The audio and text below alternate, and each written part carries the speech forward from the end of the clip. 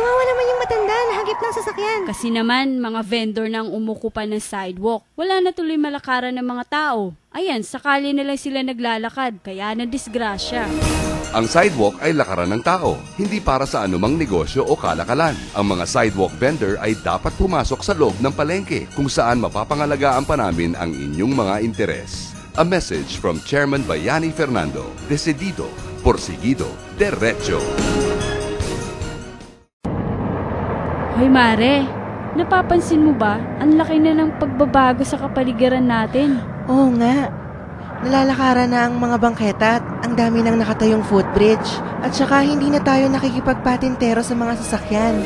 Tama ka dyan. Mahigit 1 milyong tao na ang naialis ni Chairman Bayani sa daanan ng sasakyan, kung saan dati sila ay nakikipagpatintero sa 1,500,000 sasakyan. Naglalakad na sila sa bangketa ngayon at sa aming itinayong mga footbridge. A message from Chairman Bayani Fernando, Decidido, Porsigido, Derecho.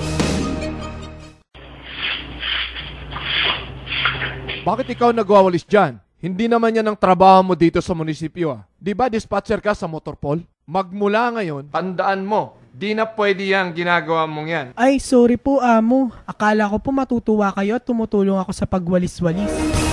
Hindi na kailangan magwalis ka pa ng lansangan upang magmukhang makatao at makabayan. May mga taong swelduhan dapat gumawa niyan. Ang iyong trabahong kinabubuhay, pagputihin mo. A message from Chairman Bayani Fernando, Decidido, Porsigido, Derecho. Para, mamang driver! Ano ba, mamang driver? Lagpas na ako. Kanina ko pa sinasabing para. Sorry po, ma'am. Ang sasakyang ito ay titigil, magbababa at magsasakay sa takdang lugar lamang.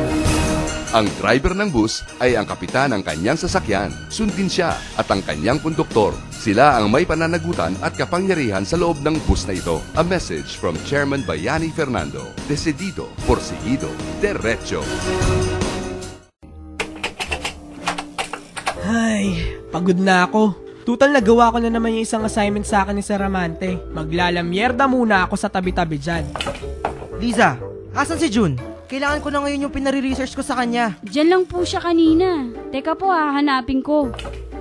Saan ka ba nagpupunta? Oras ng trabaho ah. Asa na yung pinare-research ko sa'yo? Ngayon ang deadline nun ah. Sorry po, boss. Akala ko po pwede naming bukas ko na lang isubmit sa inyo. Ay, hindi pwede yung kostumbre mong yan. Ang iyong trabahong kinabubuhay, pagbutihin mo. Sa susunod na magpabaya ka pa, ay tanggal ka na. Sa namumuno ang katungkulan na itulak lahat ang tao at ang kanyang sarili na magtrabaho ng matapat, sapat at magaling, nakatumbas ng anumang kapakinabang. Produktibidad ang solusyon sa kahirapan. Ang bayan ay aani, basta nandyan si Bayani. A message from Chairman Bayani Fernando, Decidido, Porsigido, Derecho. Nay, luwas tayo Maynila.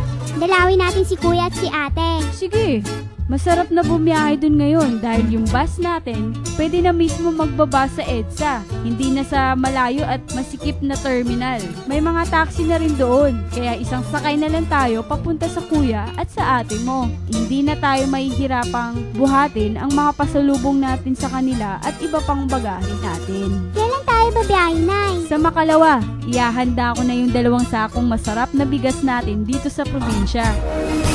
Para sa mga bumibiyahe galing probinsya patungong Maynila, may 16 na tinalagang bus stops ngayon sa EDSA sa ilalim ng mga flyover kung saan pwede nang magsakay at magbaba ang mga provincial bus. Maliban sa terminal, madali, ligtas at kumbinyente na kayong makakarating sa inyong patutunguhan dahil malapit ang mga ito sa LRT, MRT at mga taxi na nag-aabang dito. A message from Bayani Fernando, Decidido, Porsigido, Derecho.